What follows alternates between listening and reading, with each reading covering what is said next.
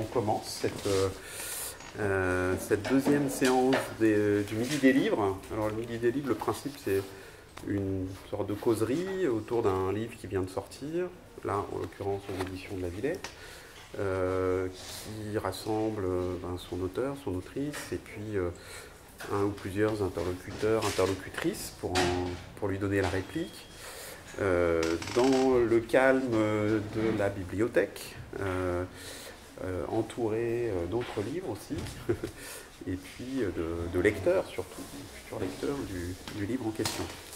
Alors aujourd'hui, donc, on a le grand plaisir de recevoir Gaëtane Lamarche-Vadel, qui est essayiste, philosophe de formation, même si tu n'aimes pas qu'on te catégorise dans... Oui, non, mais en tout cas, tu es philosophe de formation.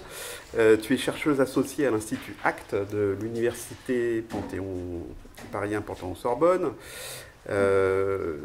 Ton intérêt pour les jardins est ancien. Il date notamment de ta thèse de 3e cycle sous la direction de Louis Marin à l'École des Hautes Études, où tu as travaillé sur les jardins secrets de la Renaissance. Non, tu as travaillé sur le secret, qui t'a introduit à la question des jardins secrets de la Renaissance par la suite. Intérêt pour les jardins qui s'est prolongé quand tu as découvert les jardins persans, que tu appelles, bonjour Akima, que tu appelles dans le livre les paradis, reprenant le mot ancien pour désigner ces jardins clos qu'on aménageait dans l'ancienne Perse. Et tu as réalisé de nombreux voyages entre 2008 et 2022 en Iran pour aller relever ces jardins, les visiter, les observer, notamment en 2018 dans le cadre d'une résidence d'études financée par l'ambassade de France à Téhéran. Un voyage. Une fois. 2018 ? Oui. D'accord. J'avais noté que tu avais... Seule. Oui, pardon. Je pense qu'on va revenir sur les voyages. Très bien, c'est parfait parce que je vais certainement essayer de parler le moins possible, mais je voulais quand même vous laisser le soin, bien sûr, de présenter le livre, d'en discuter.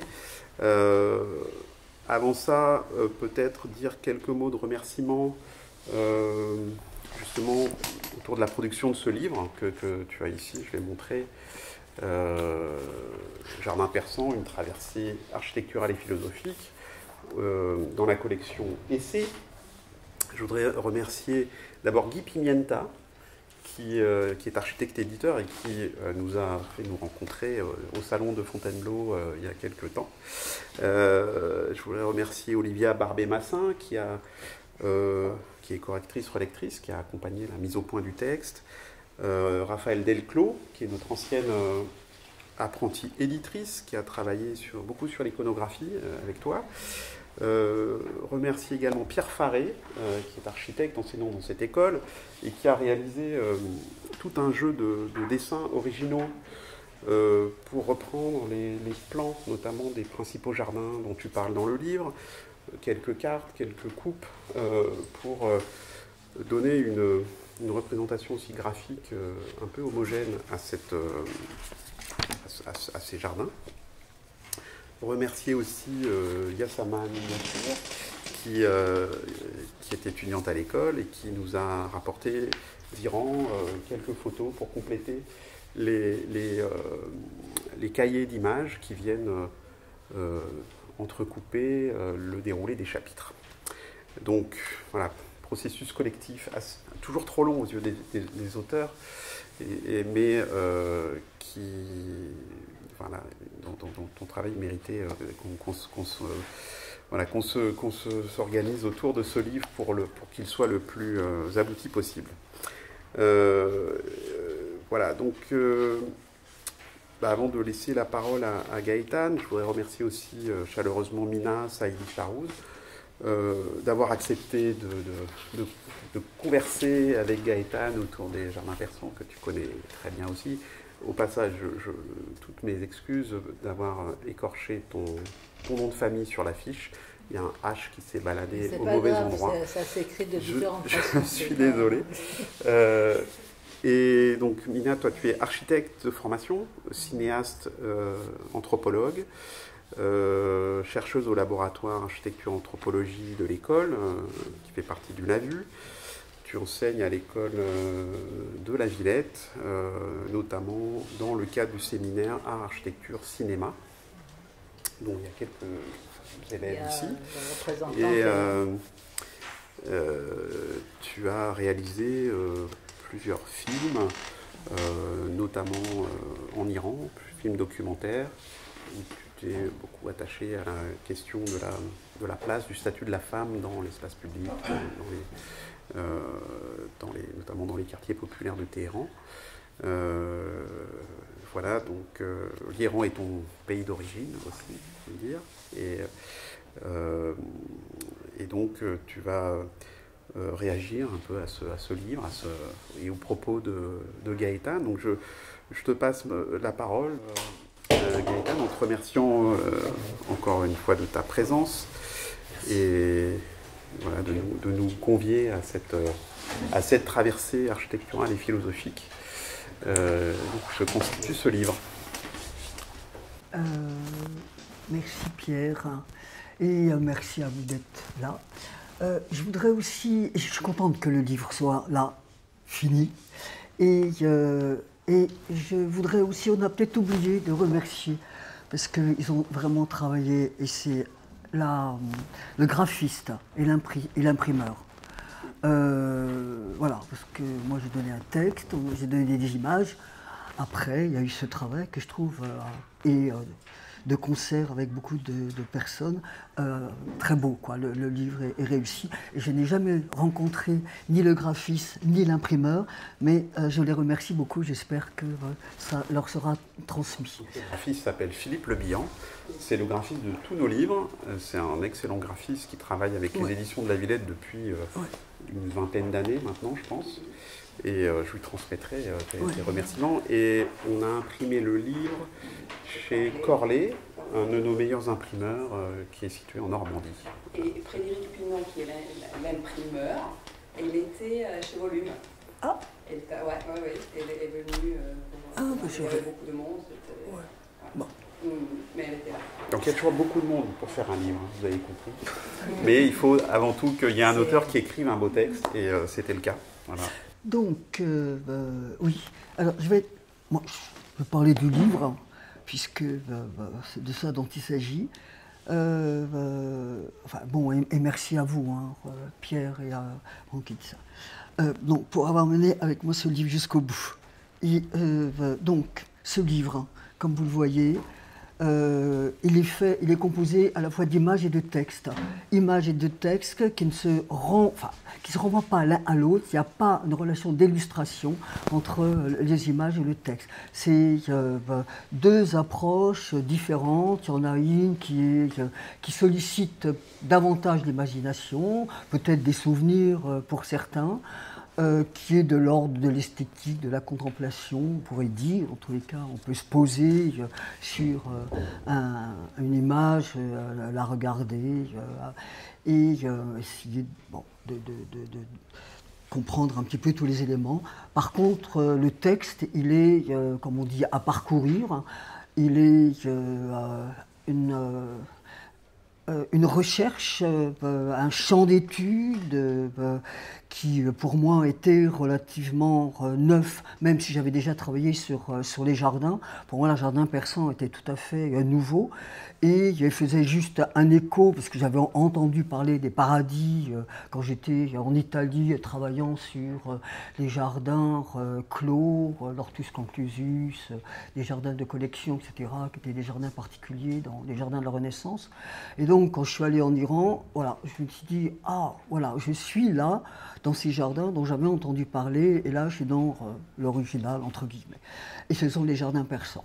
Donc c'est deux temps, à mon avis, complètement différents, et deux approches vraiment complètement différentes pour le lecteur, même si après, quand on a eu le texte, on peut retourner sur les images et peut-être qu'on va découvrir autre chose. Donc, mais c'est sans doute aussi ces deux approches différentes peuvent correspondre à ce qui a été ma démarche ma découverte des jardins, c'est-à-dire que j'ai beaucoup circulé, j'ai beaucoup regardé. Je suis allé 8 fois en Iran et à chaque fois, j'allais voir des jardins différents au nord, au sud, à l'est, à l'ouest. Il n'y a que dans Zagros, je ne suis pas allé. Mais donc, à chaque fois, c'était des explorations qui étaient nouvelles, différentes. Je pense que les 30 ans que j'ai passés aux Beaux-Arts, j'étais prof de philo aux Beaux-Arts, ont contribué à cette attention visuelle que je peux porter aux choses, que ce soit aux architectures comme aux jardins. Je pense que c'est vraiment aussi un guide. Et donc, ça c'est peut-être. Et d'autre part, je ne connaissais pas les jardins d'Aparsan, donc ça a vraiment été une étude que j'ai menée pendant vraiment 5 ou 6 ans, enfin, y compris l'écriture. Et peut-être que justement ces deux approches dans le livre correspondent à cette appréhension visuelle et sensible d'un côté et d'autre part intellectuelle, conceptuelle, historique, voilà. Alors aussi, j'ai dans le livre, je l'ai divisé, mais ça ne doit pas être vraiment une division, c'est pas antinomique, parce que ça doit être relié entre le point de vue et le point de vie. Et le point de vue, tout le monde sait ce que c'est un regard de surplomb, global, de loin, fixe, peut-être plus intellectuel que sensible. Plus conceptuel et le point de vue. Donc je reprends point de vue et point de vie à Frédéric Aïtar-Toiti, qui est à la fois, elle a travaillé avec Bruno Latour. Elle a travaillé avec Bruno Latour et elle-même est une philosophe des sciences et du théâtre. Et aussi, donc, ils ont fait, Bruno Latour aussi, des expériences théâtrales.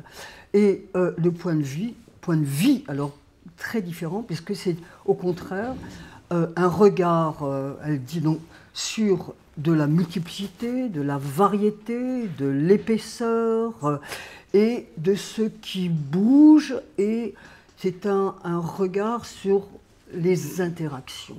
C'est un regard sur ce qui influence et est influencé.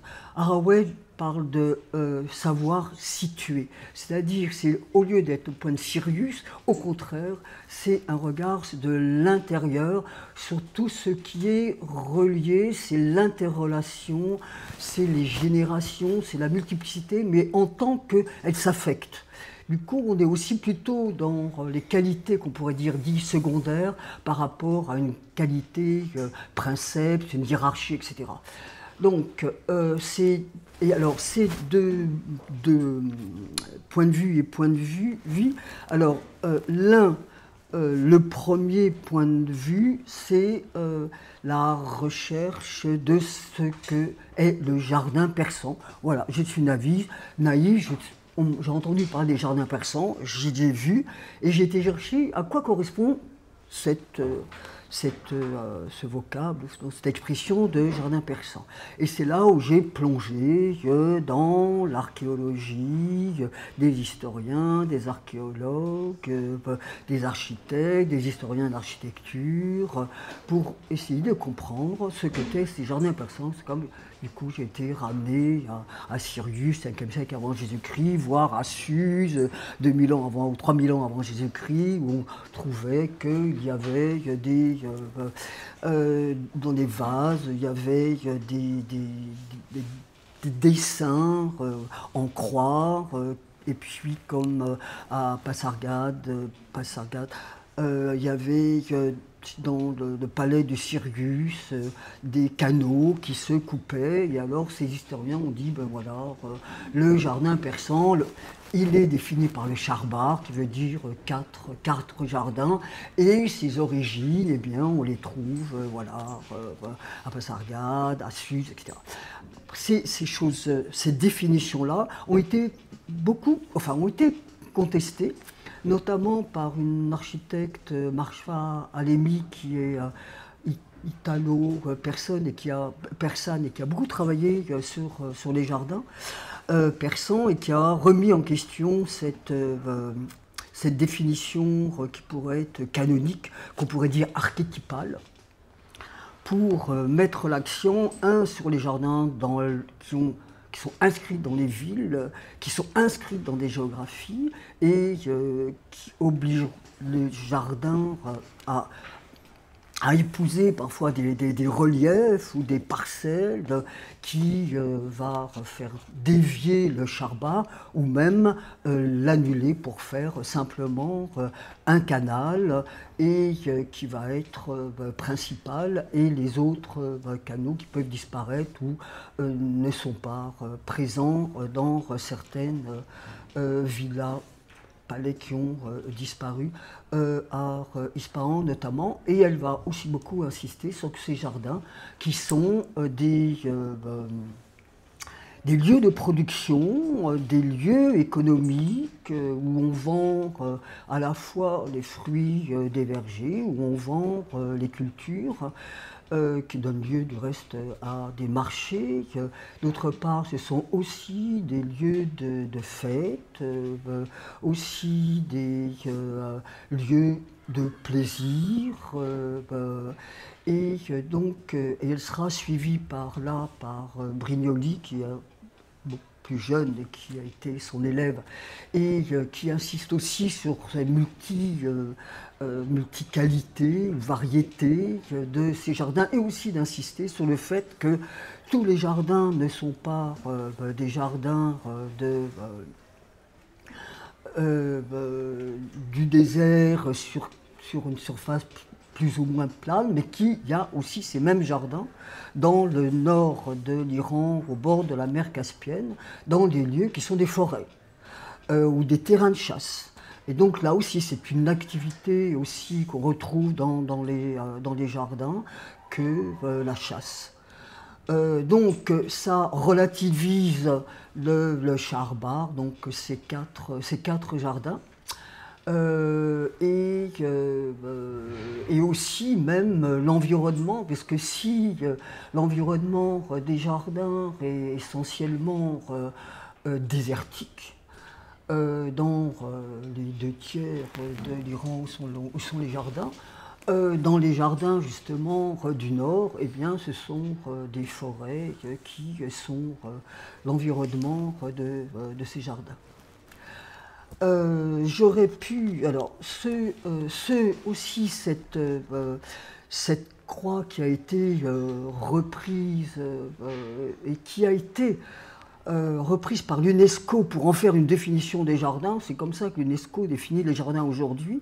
Alors ça en donne une définition, comme on dit qu'il y a des jardins à la française, des jardins à l'anglaise. Tout d'un coup, ça fixe d'une certaine manière les jardins. Et c'est peut-être dommageable, surtout pour le deuxième temps que j'expliquais tout à l'heure. Donc ça, c'est dans la première partie. Donc c'est dans la... construit ce modèle, cette unicité de ce modèle du charbag qui consiste à une clôture, une enceinte de murs et un jardin divisé par 2 canaux perpendiculaires, donc qui situent 4 zones carrées de part et d'autre. Et tu montres que les jardins persans ont eu des modes d'existence bien plus divers et multiples que ce schéma. Oui, plus riche finalement que cette espèce d'image. Qui arrange au fond l'industrie du tourisme, qui arrange certaines idéologies politiques ou religieuses, ou disons qui sont avides de modèles qui identifient aussi des objets à une certaine culture, alors que toi tu montres qui vont dans le sens d'une pensée simple. C'est-à-dire qu'une fois qu'on a dit que le jardin français c'était en perspective, que le persan c'était le charbard, ça donne une idée, mais comme toute idée très réductrice. Et ça donne une vision du jardin et de la culture perse complètement fausse, en fait. Et donc ça va être complètement...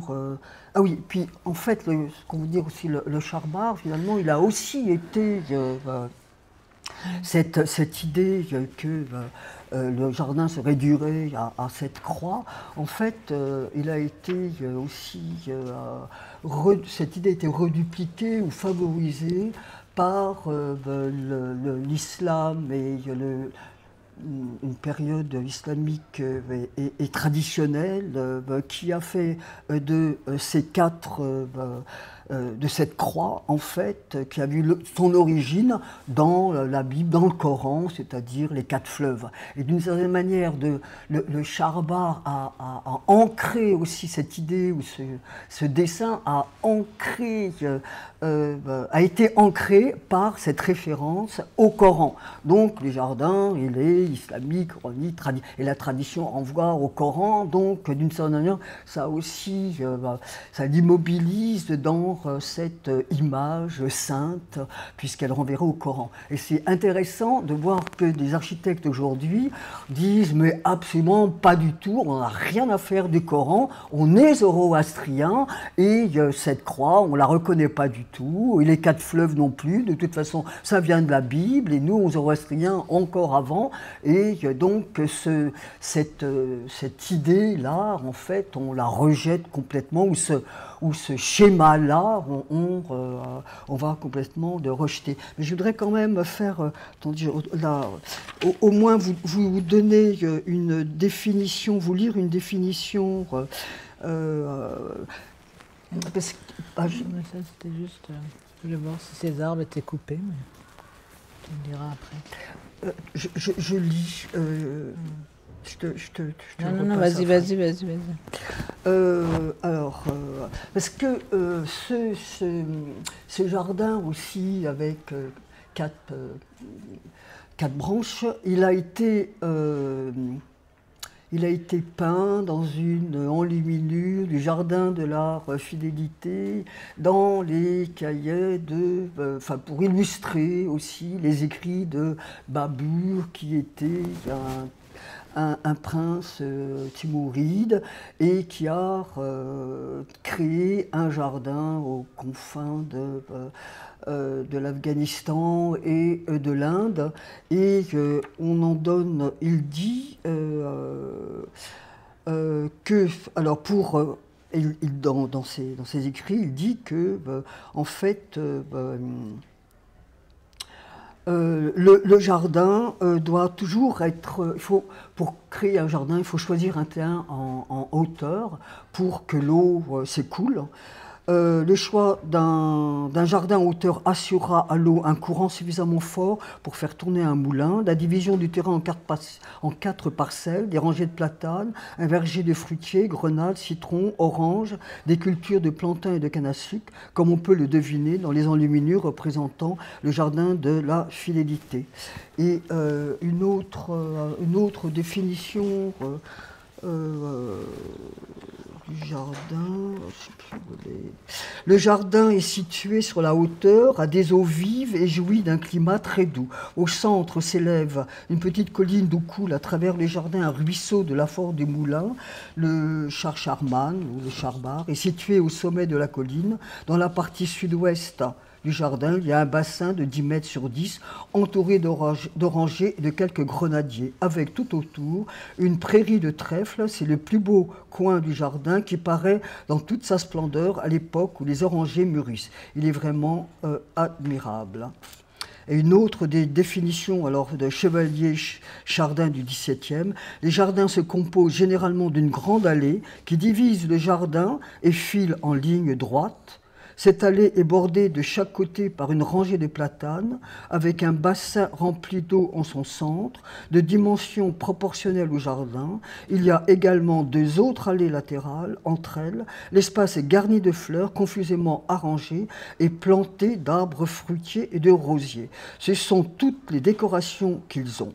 Ils ne connaissent pas ce dont les parterres de fleurs et les serres, non plus les terrasses et la nature sauvage et les autres ornements de nos jardins. Voilà. Et l'autre partie, alors qui est complètement différente, qui est une autre approche du jardin, en partant, on pourrait dire que de l'oxymore jardin et désert, puisque jardin et désert, on pourrait dire que ça s'oppose totalement. puisque dans le jardin, il y a de l'eau et dans le désert, il n'y en a pas. Mais c'est pour ça que, en fait, le jardin persan est si intéressant et compliqué, et que c'est cette deuxième partie, que le jardin, on pourrait dire, s'est inventé écologique, le jardin persan. En faisant venir l'eau des montagnes, en inventant ce qui a été inventé donc par des persans, peut-être des cultivateurs, peut-être des paysans, pour faire venir l'eau dans des terres qui en sont complètement dépourvues. Ils ont inventé la création des canates, donc c'est ces tranchées dans le sol qui débutent au pied de la montagne, dans des nappes phréatiques, et la tranchée va conduire l'eau avec une légère déclivité, une légère pente, pour que l'eau puisse couler vers le lieu où on a décidé de créer un jardin. Donc, voilà, on va représenter sur cette coupe.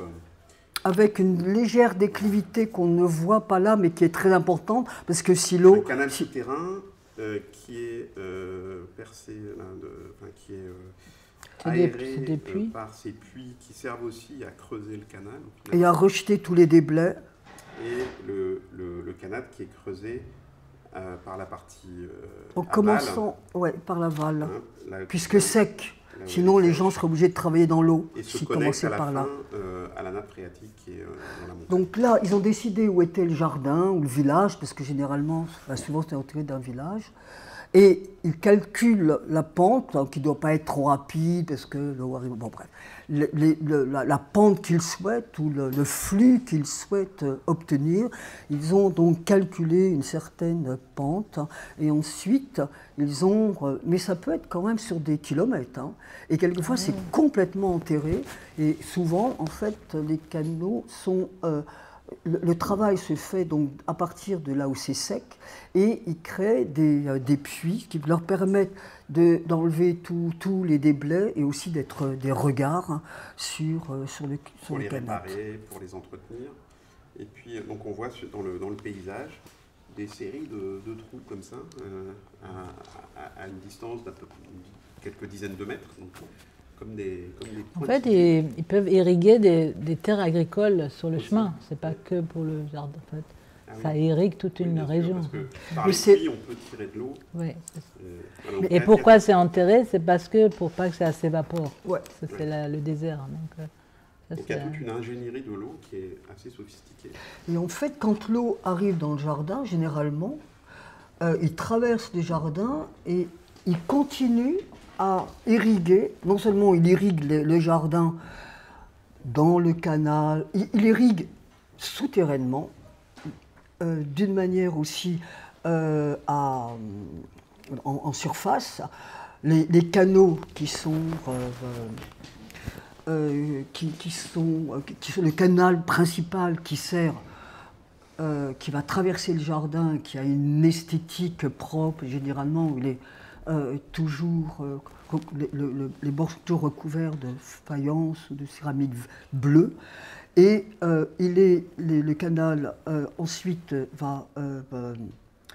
l'eau va partir de part et d'autre pour irriguer les parcelles de fleurs et les vergers, mais aussi il y a des canaux souterrains qui viennent alimenter l'eau du canal et aussi alimenter de part et d'autre les terrains qui doivent être irrigués. Et ensuite, il y a une convergence de l'eau pour ensuite aller irriguer, en effet, les champs, les cultures et aussi le village. Et ce qui est aussi important dans cette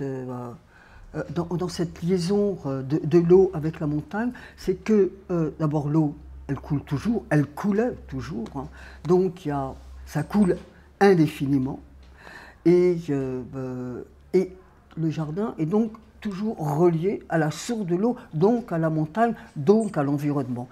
Bien que le jardin soit entouré d'enceintes, dont certains diraient ben, la surface elle a été déterminée par l'irrigation, par le volume d'eau dont on avait besoin pour telle surface ou dans telle surface correspond à tel volume d'eau.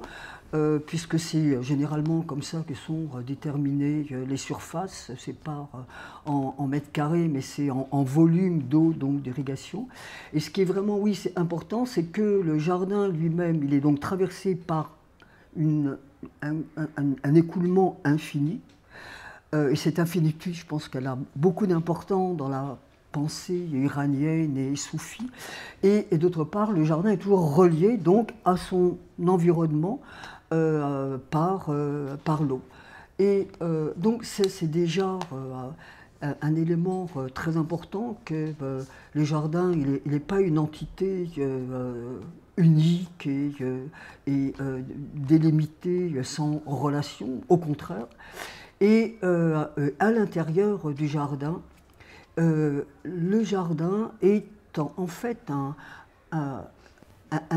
il est fait d'éléments de terre, d'eau, de ciel, d'eau, de terre, d'air aussi, et chacun de ces éléments contribue à modifier l'autre élément. Alors, surtout par exemple, l'eau, c'est vraiment très très important parce que l'eau, elle a une vertu, on lui donne une vertu esthétique à cause du grand canal, enfin du canal principal. De part et d'autre du canal principal, il y a des allées et il y a souvent des platanes ou des sycomores ou d'autres choses dont le feuillage, dont la cime est toujours convergente, reliée. C'est-à-dire que pour créer de l'ombre, mais aussi que ce recoupement, ou comment se joignent les branchages qui ferment d'une certaine manière l'espace au-dessus, enfin relativement au-dessus du canal, qui va créer d'une certaine manière une légère perturbation entre la surface plus fraîche du canal et l'espace au sommet qui est plus chaud et qui va créer une légère perturbation qui va créer un souffle d'air le long du canal et pour se promener qui accompagne les promeneurs.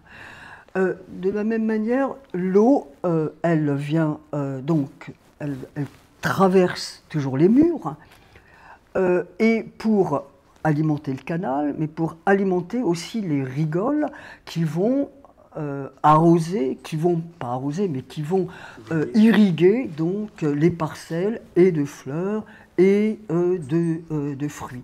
Et cette eau qui va inonder les parcelles va aussi, d'une certaine manière, rafraîchir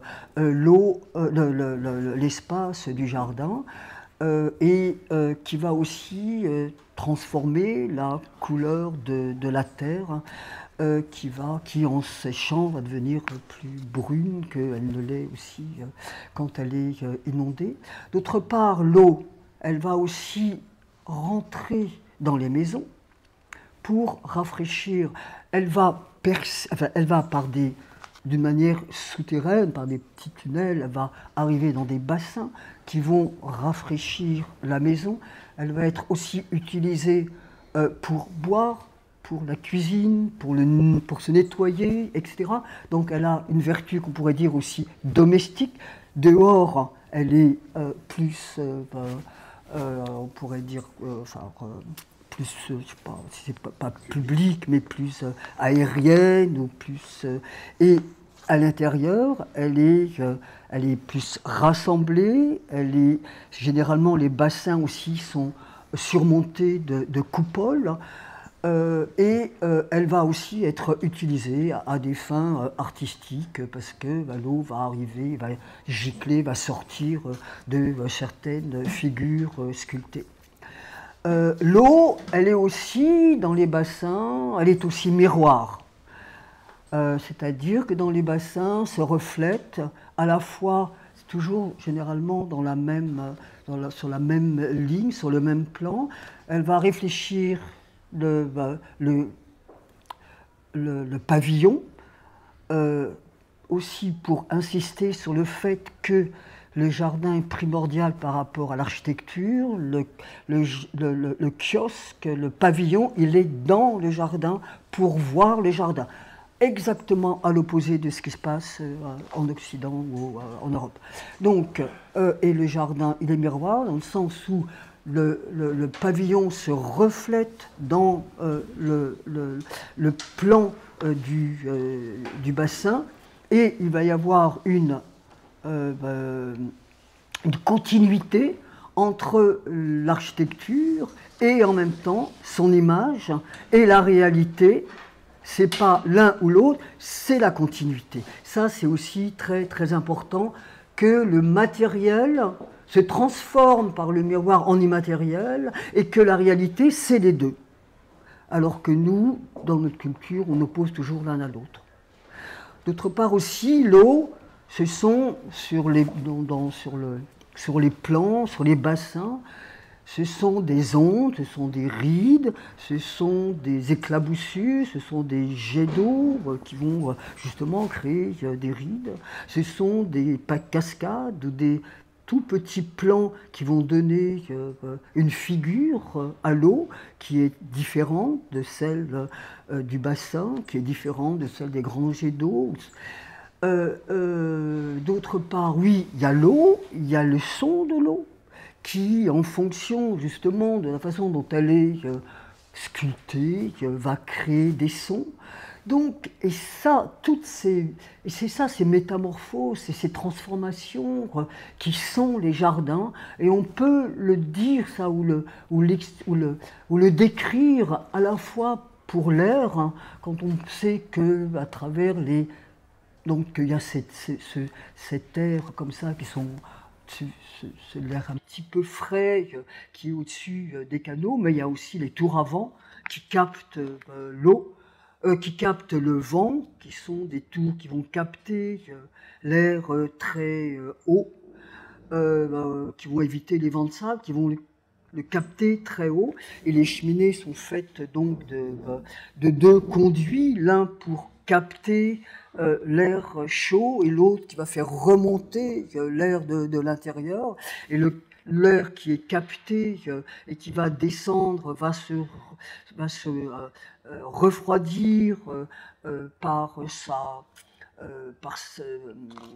en touchant, en rencontrant des bassins d'eau. Donc l'air va se refroidir, va aussi se répandre dans les différentes pièces de la maison. Donc là aussi, c'est une espèce de climatisation naturelle, et l'air chaud va remonter par la deuxième paroi de la cheminée. Donc là aussi, on a une métamorphose, un transfert, métamorphose de l'air de chaud en frais, en rencontrant des éléments comme l'eau, un autre élément. Et c'est cette confrontation, cette rencontre-là aussi qui va modifier les mélanges. Et on peut le dire pour toute autre chose. Bon, je m'arrête là parce que... Oui, oui. Et si vous dire que ça, cette métamorphose, ces transformations, ces transfigurations, ça rencontre complètement la poésie soufie et l'esprit soufi, qui est fait aussi de ces métamorphoses. Et pour moi, ça a été très très important. Et toute cette deuxième partie, elle est faite de ça. Bon, j'ai dû parler trop longtemps. Non, mais c'est passionnant. C'est passionnant. Oui, parce que déjà, comme c'est le jardin, en Iran, c'est un refuge. Quand tout va mal, on va dans les jardins. Donc aujourd'hui, on parle du jardin dans un moment où l'Iran est complètement comme ça, avec une image absolument négative en ce moment, et que c'est la guerre qui guette et tout, et que les jardins, c'est sauveur. Enfin, je pense que c'est pas par hasard, aujourd'hui on parle du jardin. Ça vient vraiment comme un espoir, et ça a toujours été ça. C'est aussi créer l'espoir. Mais c'est aussi... Enfin bon, moi, j'aimerais vraiment que Gaëtan trouve un moment pour raconter ces 8 voyages et comment une Française, en plein milieu de crise politique, où il y avait des espions israéliens, enfin, comment tu allais étudier le jardin toute seule en Iran. Enfin, c'est déjà en soi, c'est un film à faire. Je trouve, j'ai raté le... Parce que être en Iran, travailler sur... Et prenant le train et passant la nuit dans un compartiment avec des hommes. Oui. De Téhéran à Tabriz. Oui, parce que ça, c'est les absurdités de... Et puis, bon, moi, je sais pas, j'ai beaucoup aimé, surtout cette façon de... Bon, déjà, le chapitrage, enfin, le point de vue, ça, je trouve, c'est vraiment une entrée vraiment intéressante. Mais surtout, cette façon de relier le jardin à d'autres éléments, parce que tout d'un coup, on décolle, quoi. On décolle du jardin, on va vers l'eau. Il y a tu nous embarques ailleurs, puis sur la terre. Moi, j'ai adoré le désert, la terre, la couleur de la terre. Enfin, tout d'un coup, on quitte le jardin pour aller parler de tout ce qui est autour. Et c'est un peu le replanter dans son sol, justement. Et c'est ça qui m'intéresse, parce qu'aujourd'hui, le jardin persan peut devenir une sorte de modèle mondialisé qui peut circuler, qui peut se faire partout pour valoriser des fonciers même. Parfois, il y a un très grand centre commercial à Téhéran, il s'appelle Iramal. C'est le plus grand de tout le Moyen-Orient aujourd'hui. C'est 1,5 million de mètres carrés. Oui, c'est à l'ouest de Téhéran. C'est vraiment le nouveau pouvoir de la capitale. Et là, ils ont construit un jardin persan au milieu. Là, c'est vraiment, je trouve que... Un charbag au milieu avec tout ce... Et donc, c'est une façon de... Oui, c'est l'utilisation aujourd'hui qui est un peu hors sol. L'image du jardin. L'image du jardin. Ouais. C'est important de dire un mot sur ce... Tu n'as pas parlé de ce chapitre qui est, moi, sans doute un de mes préférés dans le livre, le call de la vision. Hein, le fait que dans ces jardins, il n'y a pas de pelouse, la terre est à nu. Et donc le jardin a la couleur de la terre. Oui. Et tu parles très bien de cette terre, de cette poussière, de cette terre poudreuse qui est comme une sorte de... comme le maquillage des yeux des femmes. C'est avec tous ces minerais aussi qui donnent des couleurs, qui soulignent la terre. Toutes les nuances d'ocre, de brun, de marron, de rouge. Qui sont aussi une forme d'ornement du jardin. Ça, c'est la rencontre justement entre le jardin, on pourrait dire écologique, parce que tous les éléments se rencontrent et se modifient les uns les autres, et en même temps la pensée soufie, parce que effectivement la poussière, c'est la terre, et la poussière, c'est ce qui est de la terre pulvérulente, et cette poussière, c'est en effet, elle devient le col, ce mélange de oui, le col, c'est un peu de pigment avec de l'eau. Voilà, c'est ça, avec lequel on se maquille autour des yeux, et en même temps, cette poussière, elle est aussi le pigment de la peinture. Et à un moment, je renvoie à une citation d'un poète qui parle, je crois, du col de la vision, c'est-à-dire que ça va aider à voir, hein, non seulement parce que dans la pensée soufie, plus on s'immatérialise, mais c'est la matière qui s'immatérialise, hein, c'est pas simplement une idée, c'est la matière, le terre qui se matérialise en cette espèce de col qu'on met autour des yeux et que ça fait voir, comme, et c'est moi qui rajoute, qui fait la connexion avec la peinture, comme la peinture aussi, quand elle est utilisée par les peintres, elle fait voir des choses qu'on n'avait pas vues. Et le col de la vision, c'est, oui, la pulvérulence, la fine poussière qui devient un moment de passage entre la terre plus dense et puis l'immatériel, le souffle qui traverse, qui imprime tout l'univers. Et donc, il y a mais matériellement, dans le jardin et dans la poésie, il y a une façon de faire on est toujours du passage de la matière à l'immatériel. Donc, alors cet immatériel, on voit Soufi qui est donc un esprit souffle, mais qui est toujours à la jonction en fait du matériel et de l'immatériel. Et c'est ça qui est proprement. Non, mais c'est ça qui est intéressant. La citation de Rumi, le poète, la poussière de Tabriz est le col qui donne aux yeux de notre âme la clarté. D'accord.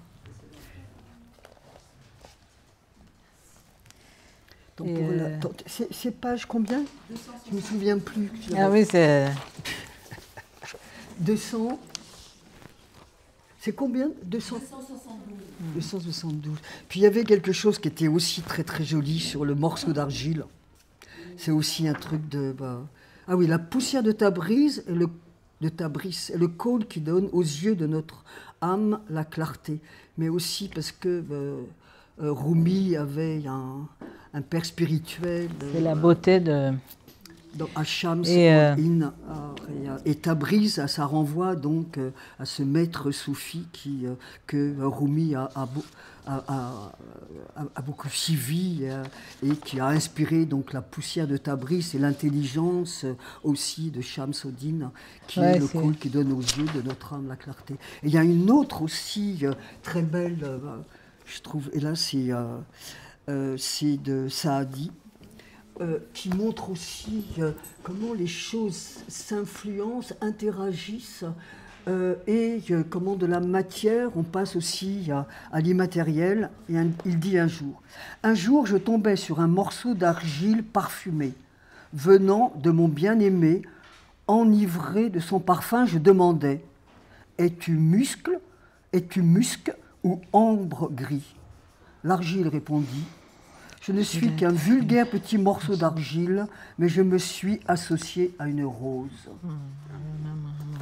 Donc l'argile a capté le parfum de la rose, et à un moment, il la retransmet aux hommes ou à lui, Saadi.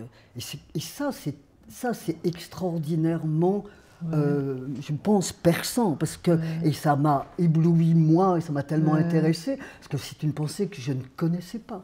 Alors peut-être qu'on pourra, avec la poésie, trouver de ces transferts. Ça. Moi, je pense que le jardin, c'est vraiment justement un exemple pour parler de la pensée iranienne, si on peut dire, qui n'est pas que mystique. Les pensées, les Iraniens sont... Il y a les sciences, c'est très important en Iran, la science, la métaphysique et le nationalisme. Donc le jardin, il a ces trois aspects en soi. Et c'est en ça qui est intéressant, parce qu'il y a vraiment cet aspect scientifique de savoir-faire, de maîtrise, et ce côté où on fait toute cette beauté-là pour justement s'évader. Et c'est ça là. On dit que le jardin est créé par la magie de Dieu, mais par la main de l'homme. La main de l'homme est très importante souvent ça vient dans les poésies. La main de l'homme qui fait tout ça. Donc s'il n'y a pas ce travail de jardinage, il n'y a pas de jardin. Et s'il n'y a pas de jardin, il n'y a pas un lieu de méditation et de réflexion pour grandir en fait. Enfin bon, tout est lié et tu le montres bien quand tu dis, j'aime bien quand tu parles de tout ce jardin, que tout se répond à un moment donné, mais l'autre fois à la librairie tu as parlé de ces chants d'oiseaux qui vont avec la végétation, Et ce que j'ai remarqué aussi, parce que moi j'ai plus étudié les pratiques du jardin contemporain, moi je ne connais pas le jardin dans son histoire, Mais dans les pratiques, j'ai trouvé qu'il y a chaque élément a son double. C'est dans les entretiens que j'ai trouvé ça. C'est incroyable. C'est-à-dire, j'ai fait des interviews avec des personnes qui m'ont carrément dissocié le bâtiment et le reflet du bâtiment dans l'eau. C'est deux choses différentes. C'est pas le même truc. L'eau et le bruit de l'eau. Le bruit de l'eau est en soi une chose à part. C'est pas complètement collé à l'eau. C'est le bruit de l'eau. C'est l'arbre et l'ombre. L'ombre, il est en soi quelque chose qu'on dissocie de l'arbre. C'est-à-dire, on cherche l'ombre. Mais on sait. Enfin, c'est vraiment une pensée double, c'est-à-dire chaque élément, la fleur et le parfum de la fleur.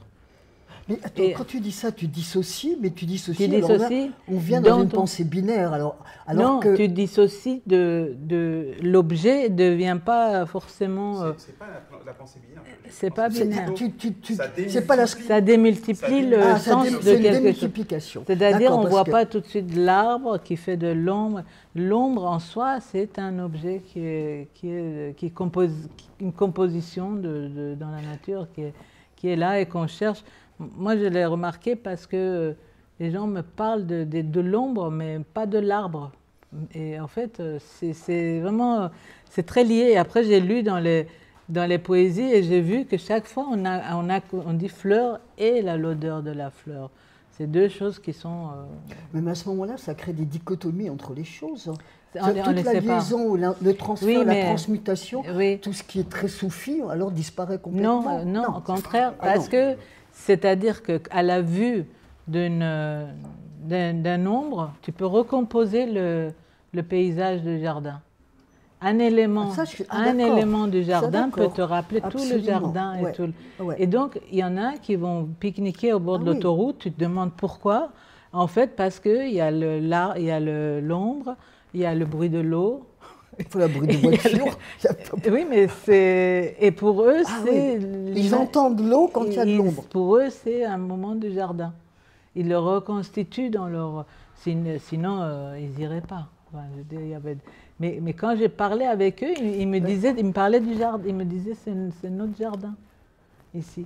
Et en fait, il y avait la verdure, il y avait le bruit de l'eau. Enfin, il y avait c'est pas complètement au milieu de l'autoroute, mais un endroit un peu au bord. Et je me suis rendu compte qu'on peut se reconstituer ce lieu par un seul élément. Parce que cette image est tellement ancrée, le jardin persan dans la tête de tout le monde, que tu peux l'avoir avec toi. Non, c'était assez intéressant. Et puis, la deuxième chose, c'était la... Alors, j'ai vraiment beaucoup ri sur ce que dit Chardin sur les Iraniens qui sont paresseux et qui n'aiment pas marcher. Enfin, pas paresseux, mais qui n'aiment pas marcher et qui préfèrent se reposer que d'aller se promener. Il dit qu'il... Non, c'est assez drôle parce qu'il dit... Pourquoi aller faire 100 pas, aller au bout du jardin si on n'a rien à y faire, si c'est pour revenir? À quoi bon? Il dit ça. Que les Iraniens ne voient pas l'intérêt d'aller au bout du jardin pour en revenir si on n'a pas quelque chose à faire au bout du jardin. Donc c'est assez drôle. Alors que nous, on se balade pour rien, quoi. On tourne comme ça, et qu'eux, ils sont plutôt dans la contemplation du jardin. Mais ils se moquent plutôt de nous, des Occidentaux qui vont au bout du... C'est vrai que c'est une expression, dire on va au bout du jardin pour revenir, pour rien, juste pour faire marcher les jambes. Alors que eux, on n'a rien à faire de ce mouvement des jambes, mais c'est plutôt dans la vision. Oui. Pour revenir sur cette question des usages du jardin, parce que c'est très singulier, cette intrication d'usages très contemplatifs, d'usages plus industrieux, récréatifs. Tout ça se mêle. C'est difficile à envisager avec, disons, une culture occidentale du jardin, où les choses sont beaucoup plus mises à distance et composées, etc. Donc comment parler de cette intrication des usages de nature très différentes qui se croisent dans le jardin? Après, moi, en sociologie, parce que moi j'ai étudié ça de manière anthropologique, c'est le jardin est quelque chose qui représente le pouvoir. Pour moi, c'est certes. c'est ordonné, c'est symétrique, c'est maîtrisé. Et ça montre, depuis les Achéménides, ça montre que l'étranger qui vient voir ça, il saura que ce pays est sous le contrôle. Donc ça, c'est l'image de pouvoir, mais qui est toujours transgressée. Alors ça, c'est transgressé par les images de miniatures avec des scènes d'amour. Et de n'importe quel autre espace. Oui, parce que la ville, c'est le lieu. Et puis on a aussi des rites, comment dire, archétypales, qui est le 13e jour de l'année, qui est le 6 de Bédar. C'est le grand pique-nique de l'Iran. Tout le monde va pique-niquer. Et c'est l'hommage au jardin. En fait, ce 13e jour, c'est quelque chose de rituel qui marque, et le jardin est le moment de changer d'année, de rentrer dans le printemps, d'oublier les mauvaises choses. Enfin, c'est l'abondance, la culture, ça représente beaucoup de choses, ce 13e jour de l'année qui correspond au 1er avril. Et là, c'est l'hommage au jardin, en fait. C'est un peu on le célèbre quand même. Pourquoi plus le jardin que la culture, par exemple?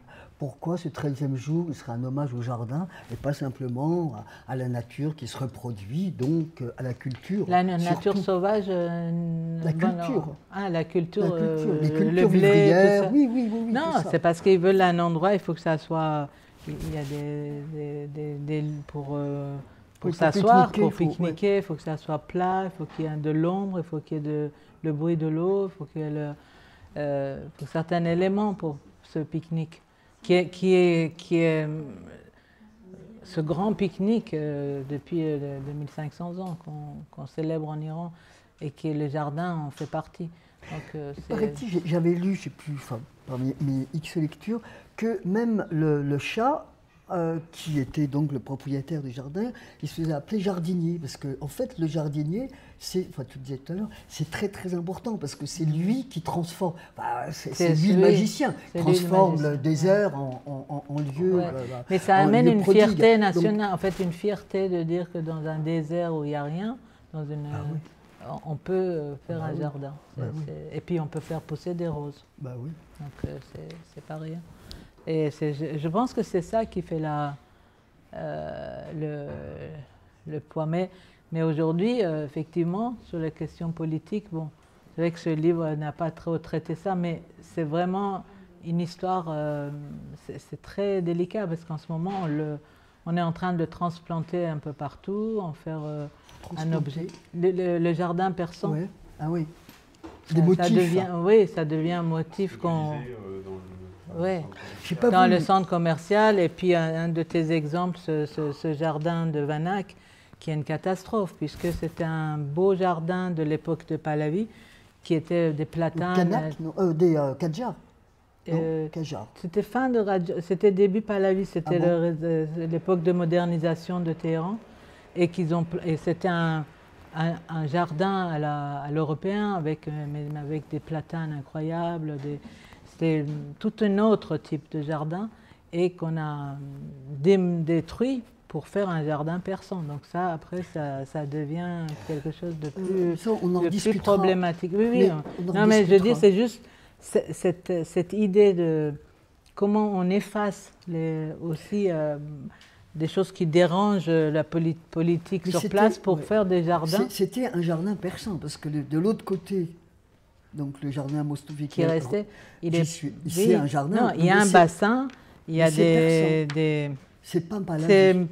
C'est de l'époque moderne. Moi, j'ai pas vu celui d'à côté, mais celui-là, j'avais lu dessus, et c'était un jardin de l'époque moderne. La conversation, la cause Comment ça va être intéressant. Peut-être que c'est le moment de donner la parole au public. Grand public. Merci d'être là. Parce que... en fait, on est concurrencé par le beau temps dans ce qui n'est pas un jardin persan, mais une modeste cour parisienne, mais sous le soleil, c'est toujours agréable. Donc, est-ce qu'il y a des réactions, des questions, Juste pour donner suite à la parole de Nina, par rapport à la verdure, c'est vrai que le 13e jour, tout le monde cherche un espace vert. On va où il y a des verdures. Pourquoi? Parce que ça vient aussi dans un pensée qui est dans notre tête. Si on va dans un endroit où il n'y a pas de verdure, on ne va pas s'asseoir. On cherche un endroit pour s'asseoir qui soit vert, qui va apporter de verdure, c'est-à-dire de la santé, de bonheur dans notre vie de l'année. C'est pour ça que quand Nina a dit qu'on va faire pique-niquer, quand le déco il entend la voix de l'eau qui passe, même si c'est bas, on va le suivre. Il y a des verdures, on va s'asseoir. Il y a de l'ombre, comme on disait, on ne va pas chercher, ça vient de l'ombre, juste c'est l'ombre. Et après on va voir, peut-être l'ombre, ça vient d'un arbre qui était plus loin, qui était plus haut, même pas, on n'a pas... Regardez l'arbre.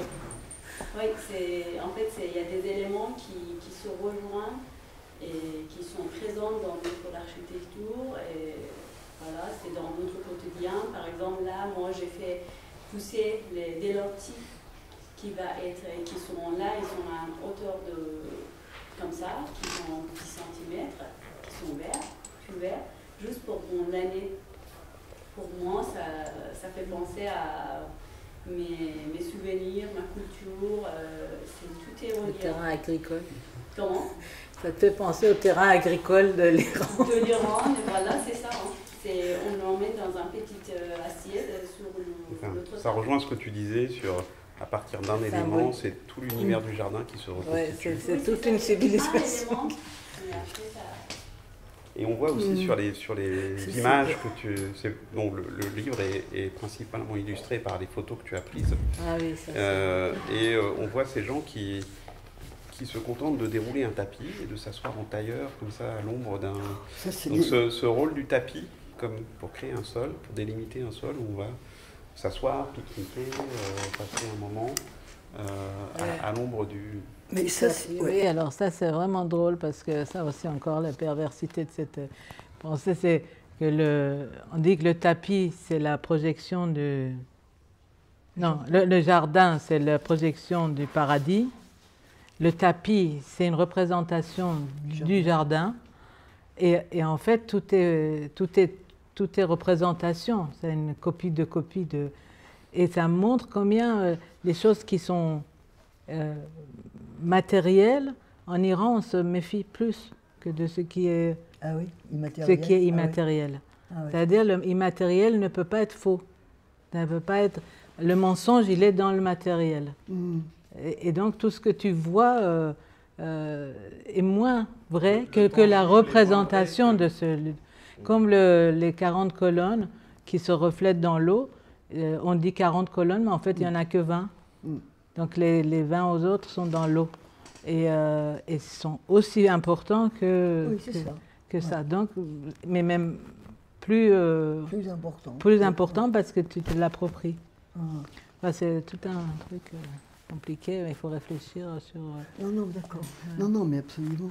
C'est comme moi, ce que j'avais compris, je crois que c'est peut-être pour ça que j'avais commencé à écrire, c'est quand j'ai compris, je crois que c'était à Ispahan, il y a la mosquée, et il y a l'entrée de la mosquée